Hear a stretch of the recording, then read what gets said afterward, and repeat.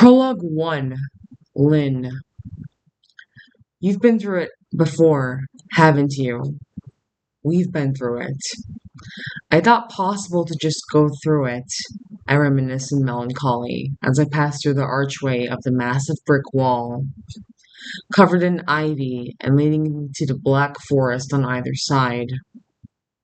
My vision still spots black and flashes, blinking and hazy with a flare of orange and blue, blinking in the back of my vision. There we go. In the back of my vision. I can still smell the burning wick and follow its olfactory phantom through the bridge's cool shadow into the creaking woods. Opening, wow. Orange and blue ghosts pop in and out of the shadows, half formed, torsos spliced in half like a flickering flame. My vision sparks with heavier gravitas, crackling like white and blue fireworks. The trees ask, "Ah, how are you? How am I? How am I?" Spinning, spiraling. Alright, this is funny, but I think this was an accident. Like the candlelight hours ago on some lonesome night, the sun blinks in my eyes, tempting me to cry gold. My life has been going down a dark route, and I say as I was growing out of my shadowy dream realm, I need a fresh start, but I've been spiraling lately. I come into the clearing where a stone path, a rectangular outline, comes to be. Greenery. Beautiful deep green leaves dangle off of serene, soft branches, casting the blue sky into an azure, like a lake in a world upside down. I skip towards my place. A rickety old two-story one-lot yellow house, a nice pale canary yellow, with black accents. It's like a lovely yellow dress with black lace. It is crawling with ivy, black, yellow, and off-white blossoms, and cobwebs and holes. If I laid in the center of the dark floor, I could probably stare out into the night sky, or into the eye of a dark storm, or into the dark abysses of space. The dark, cold abysses of space. Abyssal. Snap out of it. Don't think about how your soul is a dark, fiery abyss, yeah?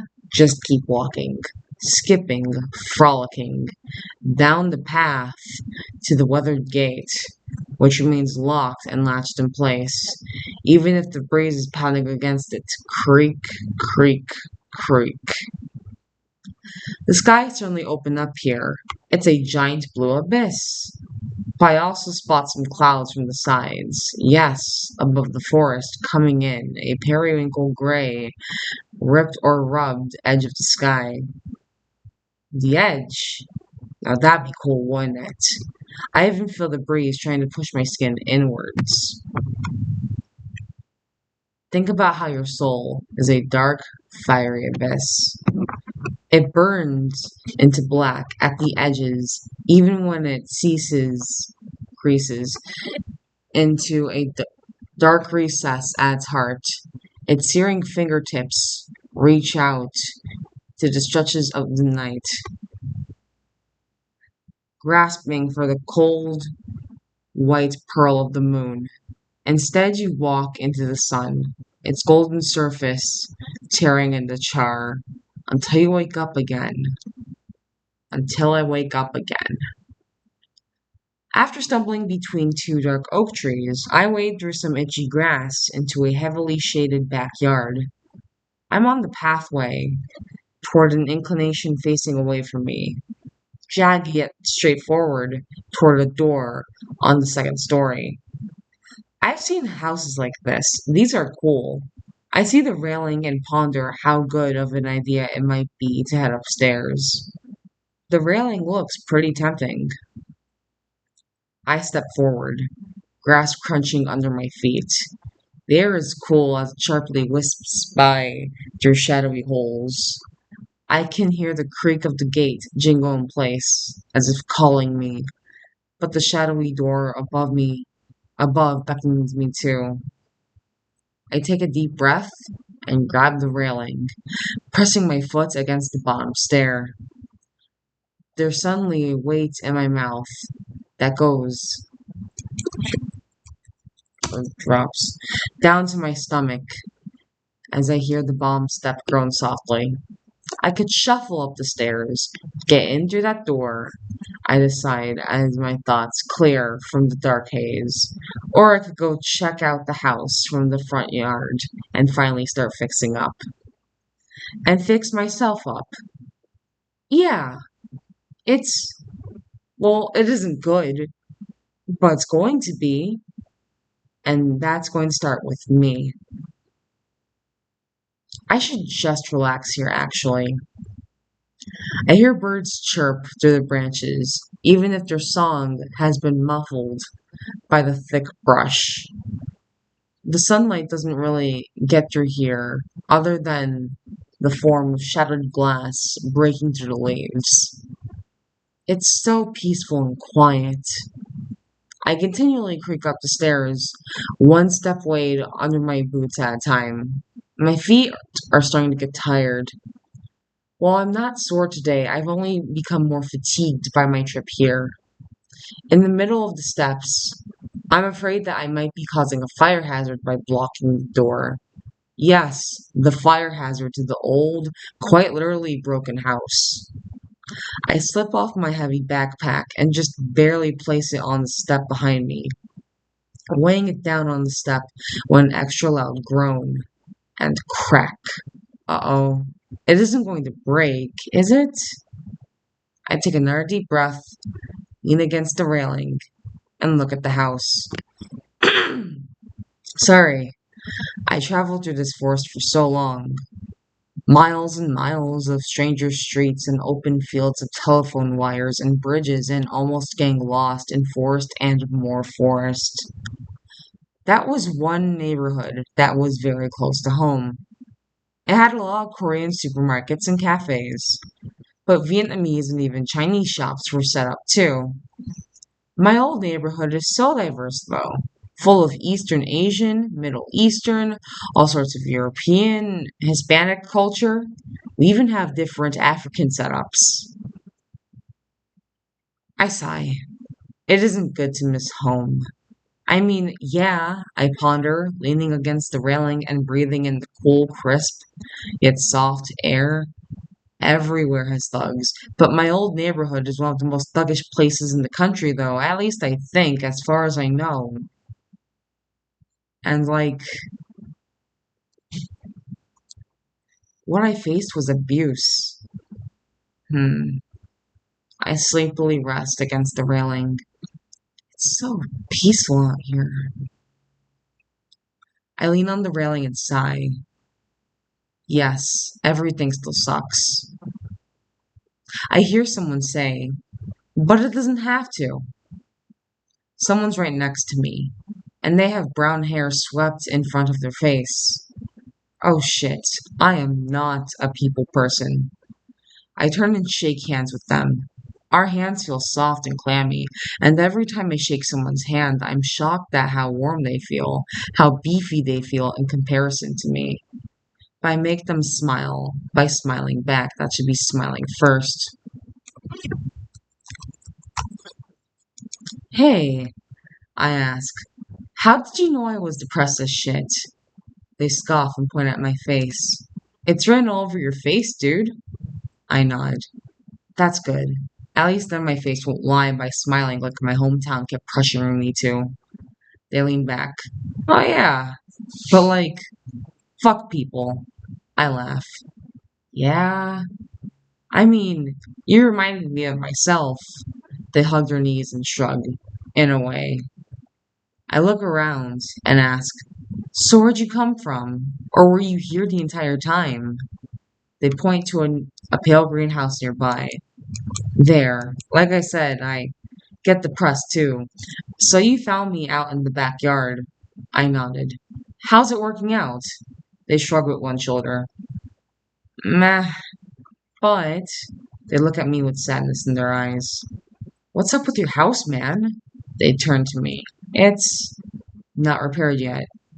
Oh, they look off in the distance. That's right. There's a twinkle in their eye as they side glance to me. You just got here. I nod.